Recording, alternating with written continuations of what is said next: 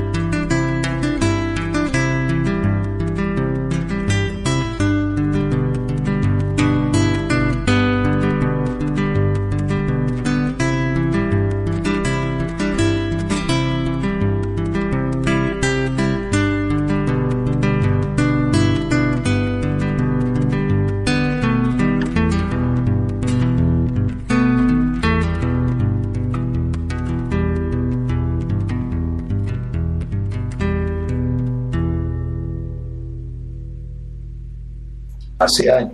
Tengan ustedes muy buenas tardes, les damos la bienvenida a la edición extra de La Voz del Cóndor Malvinense, un programa que transmitimos por www.frecuenciacondor.com.ar o bien desde nuestro portal en Spreaker, www.spreaker.com/show/frecuencia-cóndor. También estamos en las redes sociales, Facebook y Twitter en simultáneo, y todas nuestras emisiones quedan grabadas en el canal de YouTube Frecuencia Cóndor. También lo ponen en el buscador y enseguida salen donde pueden escucharlo con formato de video.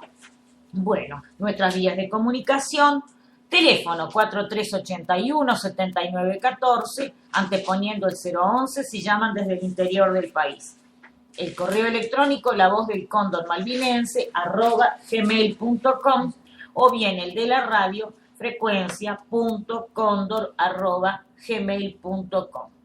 Y ya saludamos al creador y titular del programa, el vicecomodoro Horacio Richardelli. Hola Horacio, buenas tardes. ¿Qué tal, María Lelia? Buenas tardes. Bueno, acá del programa anterior está María Alejandra, ¿no es cierto? Y también con un invitado especial que estuvimos escuchando el programa Pierre anterior. Tobal, una persona muy interesante. Así que le doy la bienvenida a La Voz del Cóndor Malvinense. Bueno, vos, María Alejandra, ya sos habitual. Sí. Y saludamos también a Silvia, que por razones familiares no ha podido estar hoy presente, pero nos debe estar escuchando. Sabemos que vienen los nietos de visita y está poniendo la casa, preparando el cuarto, haciendo alguna comida rica, alguna torta seguramente para los chicos. Siempre es un acontecimiento los nietos. En la casa, aparte, son los nietos que están lejos. Una felicidad. Es una felicidad, así que te mandamos saludos. También Un beso llamó grande. Ramón, Ramón. con algunas problemáticas también familiares. Bueno. Dijo presente. Bien, Ramón. El doctor Piñato le pusimos. Claro, bueno, nosotros, Piñato. claro, no, sí, tenemos que, ya estoy en avanzados contactos para que esté aquí la doctora Piñata, de visita o por Skype, así que en cualquier momento la tenemos, ¿eh? Bueno, Es todo un personaje. te cuento, María Lelia, que hubo muchas repercusiones del último programa con respecto al reportaje al padre José Antonio Medina, digamos, el cuádruple enlace que hubo, Sí, lo estuve escuchando. ¿no es cierto? Me encantó. Que bueno, me llamó mucha gente, me mandaron también a través de internet y demás, que salió muy bueno, y bueno, Muy bueno. esto es lo que tratamos de hacerlo. Si nos equivocamos no va a ser porque lo hacemos a propósito, sino queremos, como dijimos siempre, aquellos que no tienen micrófono, que lo tengan. Y segundo, hablar con la realidad, que es la única verdad. ¿No es cierto? Sí, el padre José Antonio Medina Pellegrini, vamos a aclarar para quienes no pudieron escucharlo, pero bueno, en el portal Spreaker quedan todos los audios almacenados, por lo menos hasta en lo que es a nuestra capacidad, más o menos unos 3 meses están, así que quien se perdió algún programa tiene la posibilidad de escuchar tanto Mesa de Damas como La Voz del Cóndor Malvinense en ambas ediciones. Incluso La Voz del Cóndor Malvinense ahora no lo edito completo, lo dejo por bloque porque hay gente que dice, ay, me gustó el bloque de donde estuvo el padre. Bueno, es el primer bloque. Así que el reportaje que hicimos, para nosotros es como una fiesta, Horacio, cada vez que nos contactamos con José Antonio, porque no cualquiera tiene la bendición, diría yo, de tener al biógrafo del Papa Francisco en conexión directa desde España y aparte con tanto cariño y tanta deferencia que se comunica con nosotros. Son las deferencias, como digo yo, que tiene Dios a aquellos que por ahí creemos un poquito más o menos, no sé, pero que realmente es una forma también de reconocer esta labor después de 20 años que llevamos con La Voz del Cóndor Malvinense. Bueno, te cuento que hay muchísima información. Ayer, cuando todavía ningún medio había anticipado lo del avión de Malaysia Airlines, que ya viene con la otra tragedia o misterio de la desaparición no resuelta y demás. Bueno, ahora tuvo la otra desgracia de haber sido derribado y sobre una zona de guerra, una zona de conflicto tremendo, como es en la zona de Donetsk y todo lo de Luhansk y todo lo que conforma, ¿no es cierto?, lo que es Ucrania, y en este conflicto que cada vez se agrava más, y lo venimos también advirtiendo como geopolítico, vengo hablando de las implicancias, cómo se maneja, etcétera, etcétera, todo esto.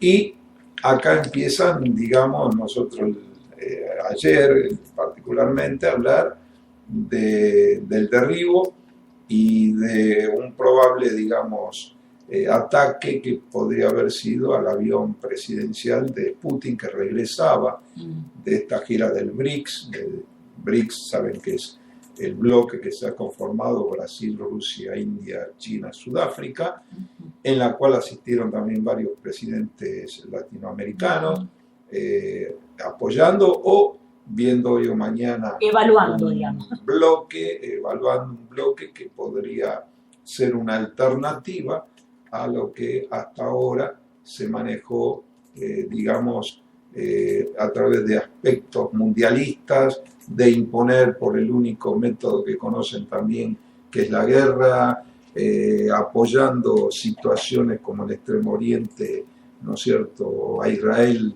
a todo, con, digamos, el respaldo y haciendo que las Naciones Unidas sea inoperante. No estamos diciendo que digamos, con gracia y con uno, con otro, no. Estamos diciendo que las relaciones, lo evitable que puede ser, el que ha conocido la guerra sabe que nunca trae beneficio ni trae, digamos, alegría, y menos aquellos que han participado. Entonces, esto también conlleva este derribo de este avión, que da la casualidad que justamente, repito, en pocos minutos de diferencia pasaron por el mismo punto de notificación de una ruta aérea, en la cual era sumamente peligroso, y yo creo que algo de eso debe haber pasado. Entonces empecé a escarbar un poco en los conocimientos aeronáuticos que uno tiene, de más de 30 años de ejercer, digamos, esta profesión en la Fuerza Aérea, y realmente habían cosas que yo empecé a ver, y como siempre están los que intencionadamente derivan para un lado y para el otro, la conveniencia, o se adjudican de que fueron fulanos, que fueron los rebeldes prorrusos, que fueron porque el armamento que tenía Ucrania. Yo creo que son todas válidas, pero son parcializadas y no van al fondo, al meollo de la cuestión. Si se quiere realmente hoy o mañana ir al meollo de la cuestión, en la cual murieron 295 personas, ¿no es cierto?, toda una tripulación completa, 15 hombres y mujeres de la tripulación, y evidentemente, y niños, más de 80, dicen que había más de 80 niños. Realmente ver las escenas como he visto, no sé, dantesca, eso solamente puede, el que conoce los accidentes aéreos puede, digamos, ver hasta dónde llega el desastre que puede significar un accidente, o en este caso un derribo de este tipo. Y lo primero que pensaba era una ruta aérea. Por ahí el que no conoce, son rutas que están fijadas de antemano, son, digamos, aprobadas por la organización internacional, la OASI, que es la Organización Civil Internacional de Aviación. Esas rutas aéreas tienen distintos niveles, tienen puntos de notificación, tienen, digamos, de acuerdo a la saturación o no de esa ruta, alternativas, tienen aeródromo, alternativas, hay un plan de vuelo. Bueno, bárbaro, salieron de Ámsterdam, el famoso aeropuerto de Schiphol, y iban a Kuala Lumpur, en Indonesia, en Malasia. Y realmente lo primero es todo el tráfico aéreo de Europa, ¿no es cierto?, de Europa hasta entrar a las latitudes más hacia el este. Hay un centro de control, es un centro de control aéreo que maneja todas esas, digamos, relaciones de lo que son las rutas, los que son los vuelos, todo radarizado, ¿no es cierto? Y este centro europeo de manejo de las, digamos, ayudas a la navegación de toda Europa, evidentemente le fijó la ruta y lo va monitoreando, repito, todo eso está radarizado, los famosos radares de tránsito aéreo, en la cual tienen, digamos, distancia y se van complementando con otros distintos centros, están divididos en lo que son regiones aéreas. En América, en el mundo es igual, todo esto está, digamos, universalizado, o sea, están las regiones superiores de vuelo y las regiones inferiores de vuelo, ¿no es cierto?, por las características que tienen estos tipos de aviones comerciales y las rutas, tienen que entrar en lo que se llama la categoría de WIR en inglés, que son las regiones justamente de vuelo superior, en la cual las regiones de vuelo inferior normalmente están, digamos, acorde con una región o una nación, según la extensa que sea. Con esto, ¿qué quiero decir?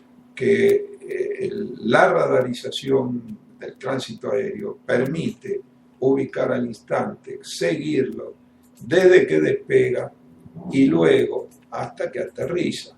Es decir, a través de distintos radares. Los radares no tienen el alcance de más allá de cerca de 250 millas, o sea, estamos hablando de 400 kilómetros, un poco más, pero sí hay una serie de radares, ¿no es cierto?, en la cual va dando la posición, la altura, los problemas que puede tener, porque aparte el piloto tiene que ir notificando en distintos puntos de esa ruta cómo va el vuelo.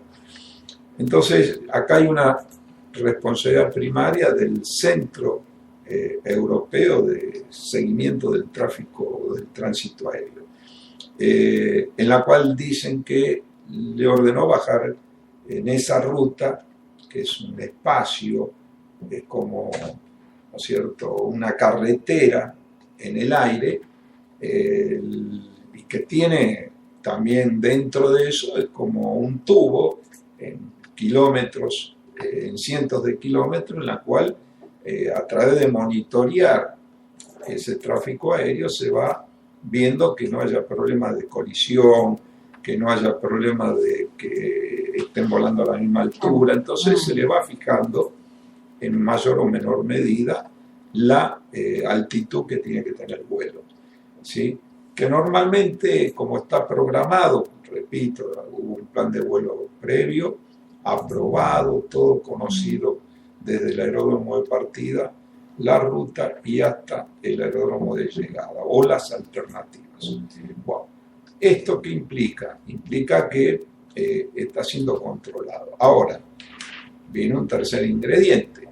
Cuando hay inclusive maniobras, no una zona de guerra como es en este momento el este-sudeste de Ucrania, fronterizo con Rusia, cuando hay maniobras, repito, se aplica lo que se llama el espacio aéreo restringido.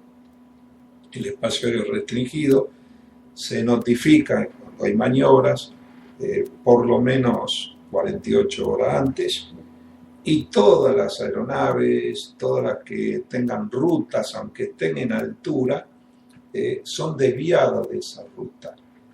¿Por qué?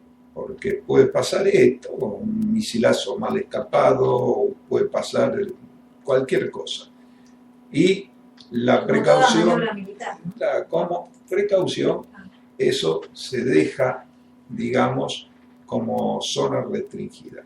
Y se notifica ahí unos partes, en la aviación se llaman NOTAM, así con M, son notificaciones, ¿no es cierto?, aéreas.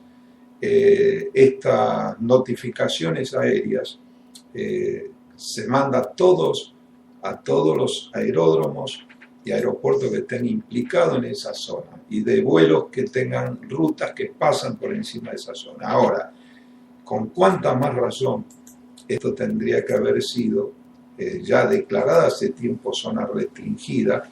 ¿Por qué? Porque hay un conflicto, hay guerra, hay misiles de por medio.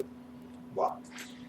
Entonces, fíjense que vamos agregando estas, digamos, situaciones de que no se restringió el área esa y siguieron operando aviones comerciales a 10.000 metros aproximadamente, a 10.000 metros de altura, que son los vuelos que alcanzan estas aeronaves, y 940, 950 kilómetros de velocidad, ¿sí?, en su derrotero a los distintos lugares, y con mayor, digamos, razón, repito, tendrían que haberse tomado todas las precauciones. No fue así. Y el último ingrediente, que aparentemente sería una ruta donde era la etapa final del regreso del vuelo del presidente ruso Putin a Rusia.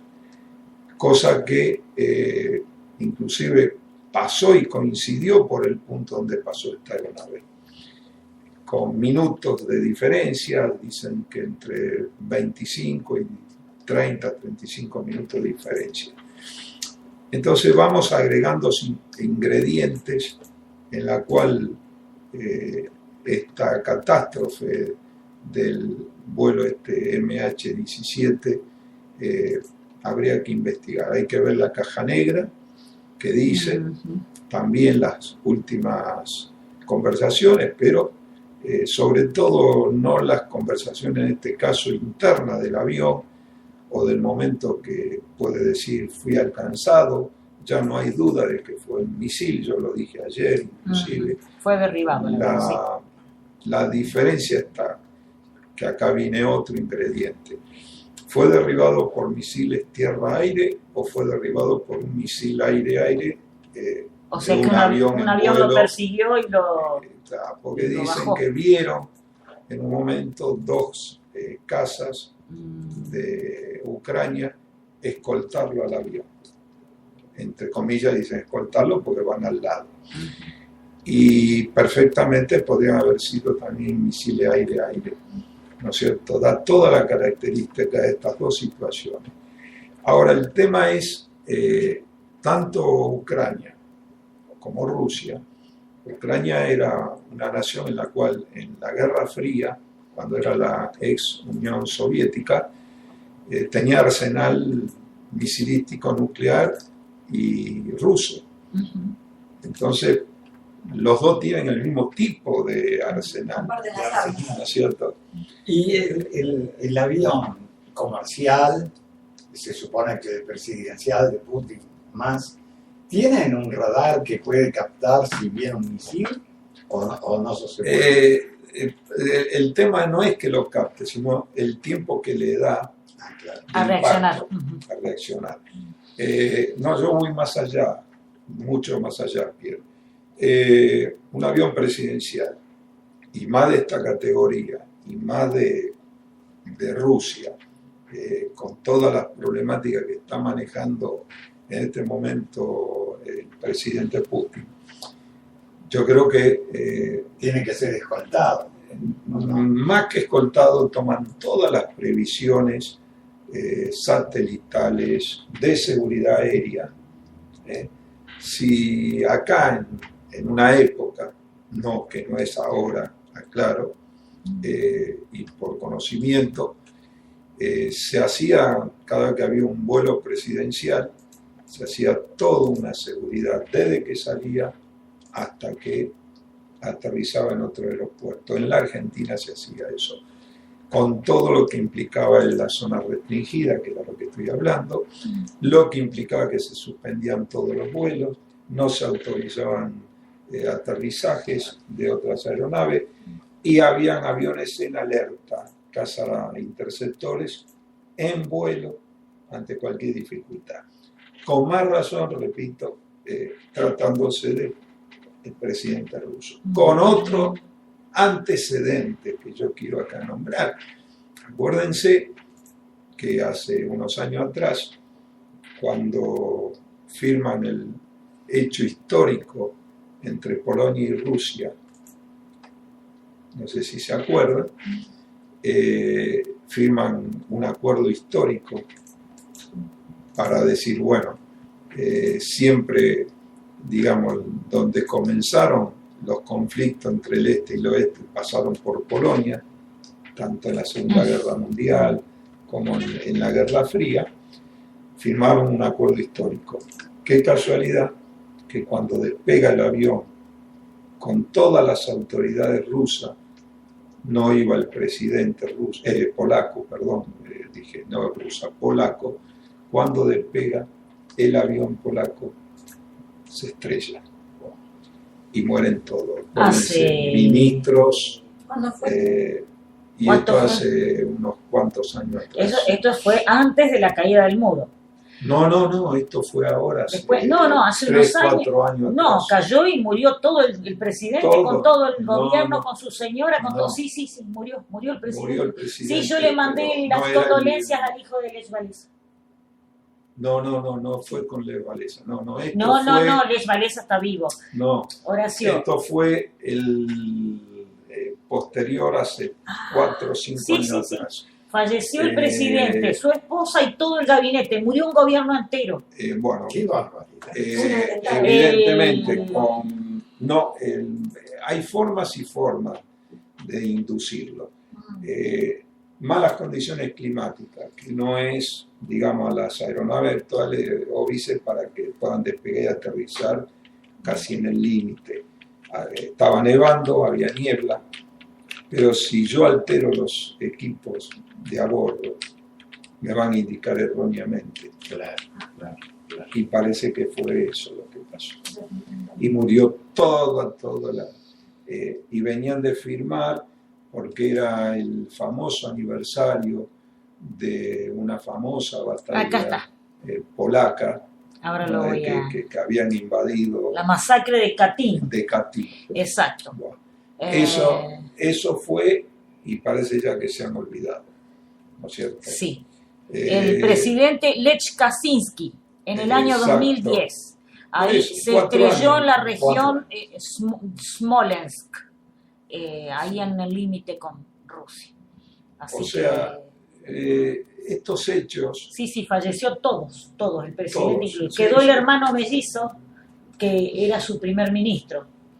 Pero bueno, después se presentó a las nuevas elecciones y no ganó. Ganó Claro. otro candidato. Y Horacio, el misil reacciona frente al calor, o sea, va guiado hacia el calor. Como dicen normalmente que si se son apagan los motores, infrarrojos. Ah, Son infrarrojos, o sea, va dirigido por temperatura. claro. O sea, donde O sea, si se encuentra apagan que es los el motores, motor, si se apaga el motor, pero es un riesgo también, y quedan remanentes de temperatura en el motor.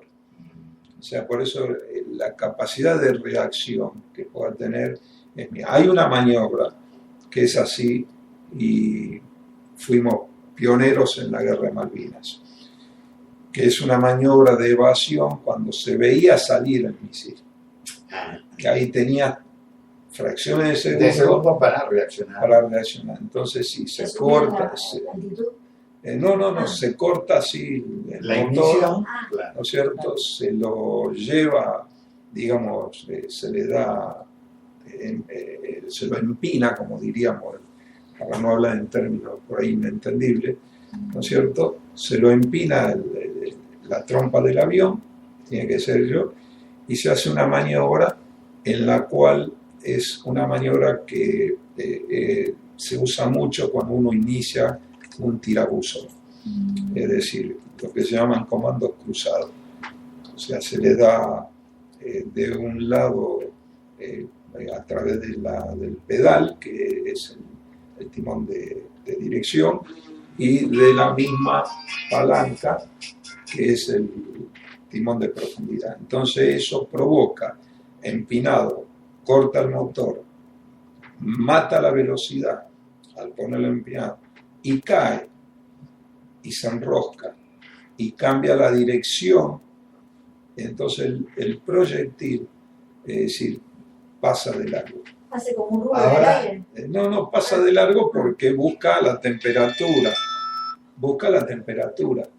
Claro. pero al cortar, al hacer esa maniobra evasiva, bueno, eso se utilizó en más de una oportunidad en la Guerra de Malvinas, y Pero eso se puede hacer en casa y jamás en un avión comercial. se hizo también ¿Así? en aviones como el Hércules. Ah, Sí, teniendo el tiempo necesario Que tiene de 8 motores. reacción, 4. Horacio, si me permitís un segundito, recordando la tragedia del avión polaco que se estrelló, esto fue el 11 de abril de 2010, dice: Polonia se vio conmocionada por su mayor tragedia desde la Segunda Guerra Mundial. El avión Tupolev 154, en que viajaba el presidente de Polonia, Lech Kaczynski, se estrelló en la ciudad rusa de Smolensk, después de haber intentado aterrizar 3 veces en medio de una intensa niebla. Desde la torre de control se le advirtió que debía desistir y tomar tierra en el aeropuerto bielorruso de Minsk, pero el piloto decidió probar suerte por cuarta vez a las 10:58, 2 horas menos que en España, y fallecieron los 97 ocupantes del aparato. Junto a Kaczynski y su esposa viajaban a Rusia destacadas figuras del Estado. Todos ellos pretendían rendir homenaje a los 22.000 soldados polacos fusilados en 1940 en la matanza de Katyn, un bosque situado a unos 20 kilómetros del aeropuerto de Smolensk. La tragedia del avión Tupolev 154 cegó de un golpe a buena parte de la cúpula institucional y política de Polonia. Además del presidente Kaczynski y su esposa María, fallecieron el gobernador del Banco Central, no digo los nombres porque son impronunciables, el jefe de Estado Mayor, el viceministro de Exteriores, decenas de diputados. En total murieron 89 miembros de la delegación polaca y los 8 tripulantes. Bueno, por eso lo traje en relación y en los intentos de aterrizaje, repito, por niebla, tan equipados como para no tener ningún problema. Y si lo intentó es porque evidentemente tenía la seguridad de que lo podía hacer. Por eso parece que investigaciones posteriores del accidente indicaban de que fueron alterados el instrumental. Claro, iban representantes de la Iglesia también, porque No, bueno, sí, Polonia sí. es un país Y fíjense católico. que, Sí, como sí, vos dijiste, tenía un hermano mellizo, Así es. quiso reeditar en la reelección, no salió ahí. Polonia después terminó siendo parte de la NATO.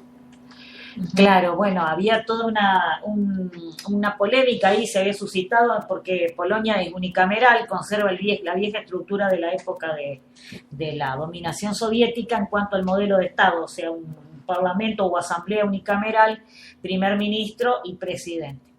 Y había serios desencuentros en este congreso, digamos, porque no querían el ingreso de Polonia a la NATO. Incluso el tema del euro también estuvo en entredicho, finalmente terminó adoptando el euro como moneda y el presidente Kaczynski pensaba seguir un poco la línea del que es actualmente presidente de Hungría. Era gente más nacionalista, con un sentido de patria y también de lo que es lo trascendente, o sea, Dios como supremo creador. Y bueno, había que destruir un poco, es decir, había que destruir toda esa alianza que se estaba haciendo. Polonia es uno de los países que está considerado dentro de lo que Europa ha sido descristianizada, tanto desde lo protestante como lo católico. Polonia continúa siendo uno de los bastiones del catolicismo. De hecho, bueno, es la cuna del Papa Juan Pablo II, ¿no? Y todavía se conservan tradiciones católicas, se sigue festejando incluso el santo patrono de Polonia, San Estanislao de Kostka, la Virgen de Czestochowa, que es la patrona, son fiestas nacionales.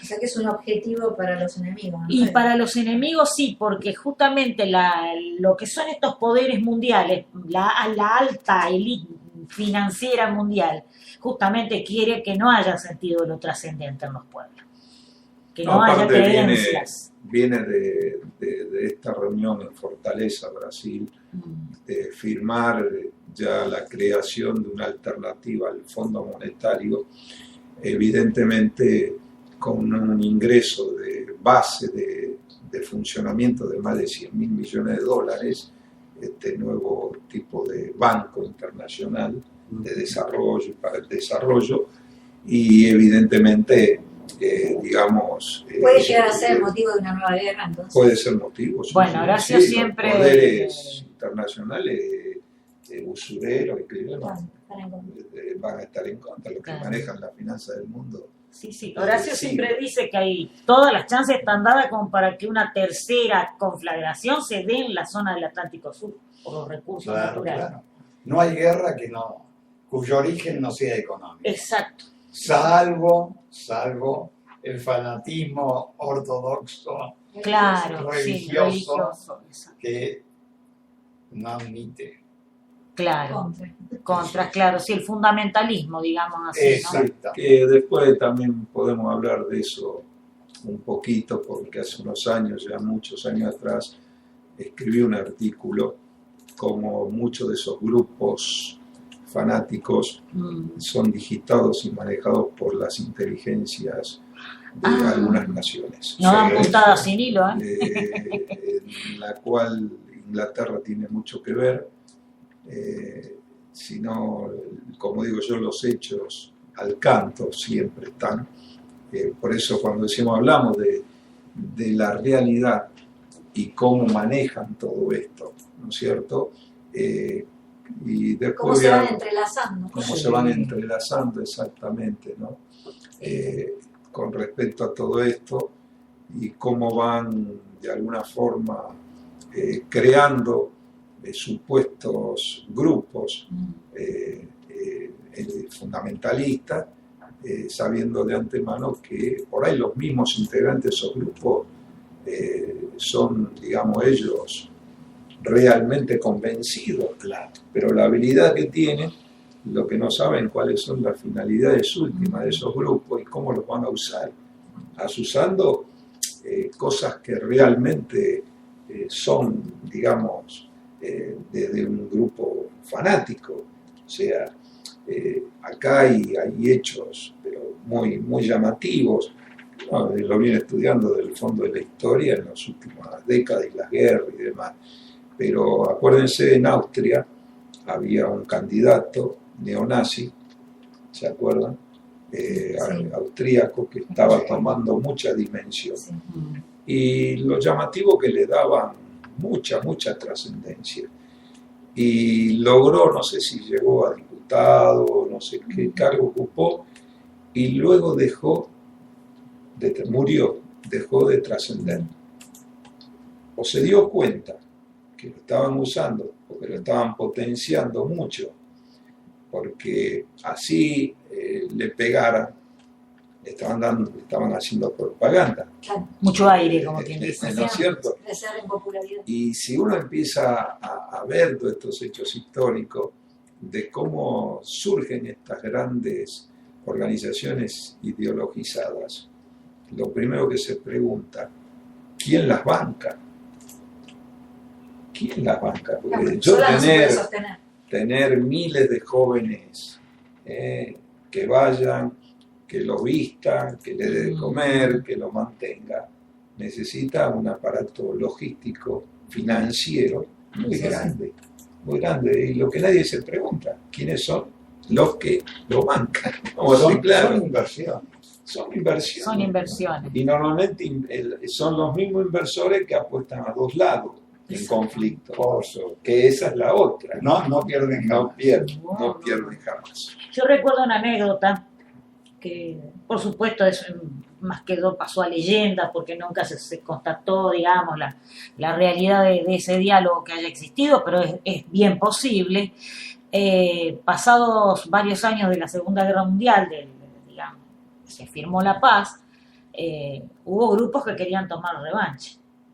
Y hubo una reunión donde estaba la viuda del barón Rothschild, famoso banquero suizo, y dijo, sí, dice, vamos a hacer la guerra. No, le dijo la señora esta, dice, no va a haber guerra. ¿Por qué?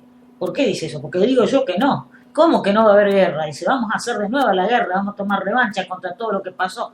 Dice, no va a haber guerra porque mis hijos no van a poner un peso. Sus hijos eran dueños del banco. Claro. Así que... No, y tiene otra famosa frase, Rothschild. Bueno. Deme la emisión de la moneda y no me importa quién haga las leyes. Exacto. El primer Nathan Rothschild, ¿no es cierto? Tenía esa frase. Nuestro vicepresidente la habrá Bueno. tenido. De alguna manera sí, de alguna forma, sí. Moneda local, ¿no es cierto? Eso ayuda Pero mucho, ¿no? Tener la maquinita. claro, la máquina de servilleta es una mina de oro directamente. De esa manera, bueno, siguen llegando también lo de ayudemos a Elenita, quiero recalcarlo porque me parece que vale la pena, es una niñita preciosa, una muñequita. Elenita necesita ser trasplantada en Estados Unidos de médula. El número de cuenta es una caja de ahorro del Banco de la Provincia de Buenos Aires, cuenta número 524-120-0. correo electrónico, ayudemos a Elenita. Elenita es con H, por favor, eso quería aclarar. @gmail.com. Está el Twitter y el Facebook también que dice ayudemos a Elenita, para que pueda ser operada en Estados Unidos, porque 10 pesos es lo que se pide donar, depositar 10 pesos para que pueda ser trasplantada en Estados Unidos. Es urgente. Esta beba tiene 9 meses. También vuelvo, reitero el pedido para otra beba preciosa que creo que tiene ya 2 años, que es Simona. Simona necesita también trasplante de médula porque tiene leucemia, con muy buen pronóstico, porque todos los estudios que le han hecho, han arrojado que con un trasplante de médula esa niñita en pocos años empieza a llevar una vida completamente normal. Lamentablemente sus padres no son compatibles, otros miembros de la familia no son compatibles, así que por favor en Facebook pongan Simona Aja, es el apellido, AJA, Simona Aja. También es muy poquito lo que se pide para que donemos para estas criaturitas que merecen tener una vida digna, son pequeñitos, merecen vivir, son el futuro de nuestro país. El Papa Francisco lo dijo, no hagamos daño a los que nos dejaron el legado cultural, que son nuestros ancianos, no los olvidemos, tengámoslo en cuenta, cuidémoslo y protejamos a nuestros niños porque representan el futuro de nuestras naciones. Así que bueno, Horacio, voy a tomarme una pausa para hacer ajuste y ya volvemos.